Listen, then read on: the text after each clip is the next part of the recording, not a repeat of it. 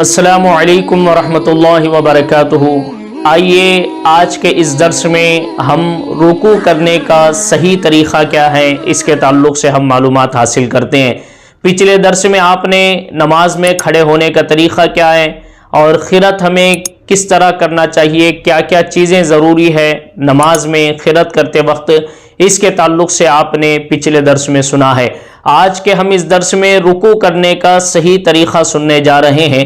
रुकू के लिए सबसे पहले मैं एक हदीस पाक सुनाता हूँ, फिर उसके बाद आपको तरीक़ा बताऊँगा।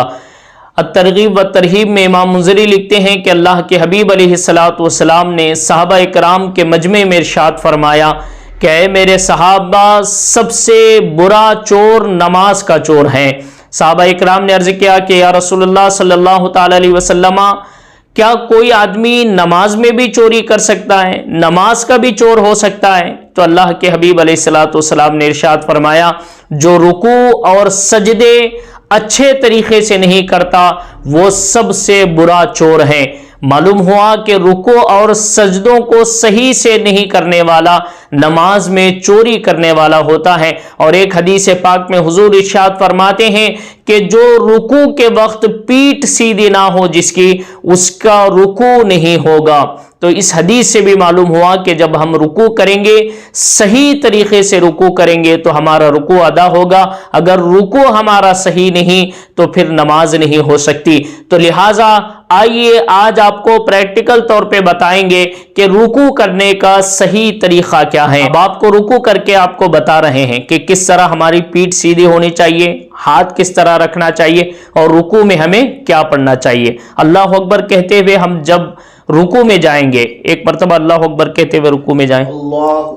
जब अल्लाह अकबर कहते हुए हम रुकू में जाएंगे तो सबसे पहले हम अपने पीठ को देखेंगे कि हमारी पीठ सीधी है या नहीं है। इसी तरह कुछ लोग क्या कर देते हैं, एकदम सर को बिल्कुल झुका देते हैं और कुछ लोग क्या करते हैं, बिल्कुल सर को उठा देते हैं। तो सर और पीठ आपकी बिल्कुल सीधी सीधी होनी चाहिए।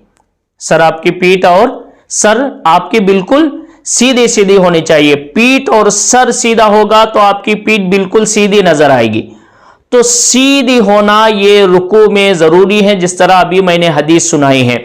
इस तरह आप रुकू करेंगे तो आपका रुकू का अंदाजा बहुत सही होगा। बहुत सारे लोग क्या करते हैं, सिर्फ वो झुकते हैं, सिर्फ ऐसा करके झुक जाते हैं, यानी सही तरीके से झुकते भी नहीं है, सिर्फ ऐसा मतलब हाथ पकड़े और उड़ गए, इस तरह रुकू करते हैं। ऐसा नहीं करना है, बल्कि बिल्कुल पूरे सही तरीके से आपकी पीठ और आपका सर जो है ना बिल्कुल सीधा सीधा हो।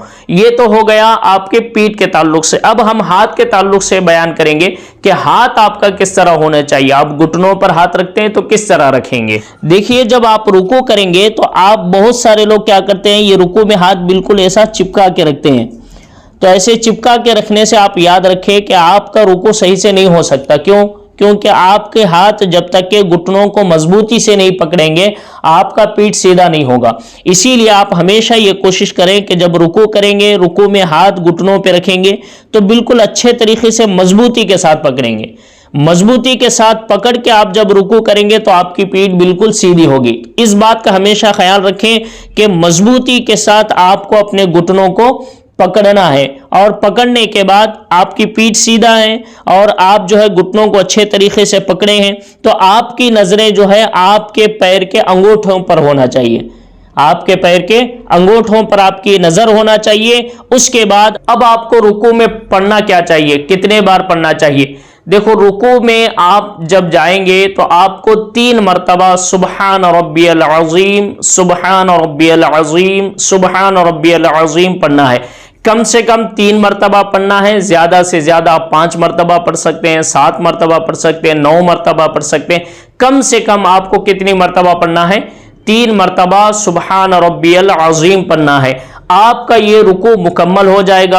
अब रुकू मुकम्मल होने के बाद क्या करते हैं, फिर रुकू से खड़े हो जाते हैं। रुकू से खड़े होंगे तो समी अल्लाहु लिमन हमिदा कहते हुए खड़े हो जाएंगे। खड़े होने के बाद रब्बना वलकल हम्द ये पढ़ेंगे, फिर पढ़ने के बाद सजदे में जाएंगे। ये हो गया आपका रुकू का मुकम्मल तरीका। अब यहाँ पे एक मसला भी सुनते चलिए।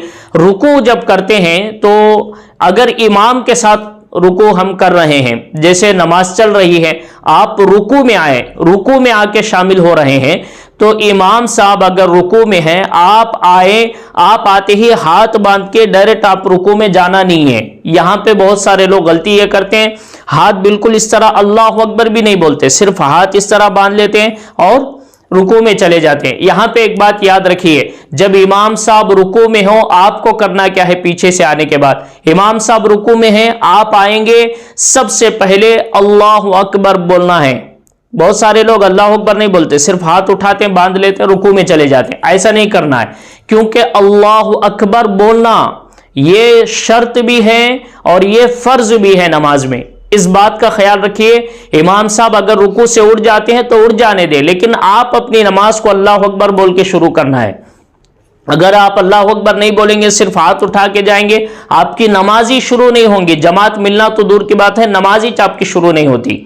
اسی لیے آپ خیال رکھیں، آپ امام کو رکوع میں پائے ہیں تو آپ آئیں اطمینان سے، اللہ اکبر کہہ کے آپ ہاتھ باندھ لیں۔ ہاتھ باندھنے کے بعد کم سے کم ایک بار سبحان اللہ، جتنی دیر سبحان اللہ بولتے اتنی دیر کھڑے رہیں، پھر اس کے بعد رکوع میں جائیں۔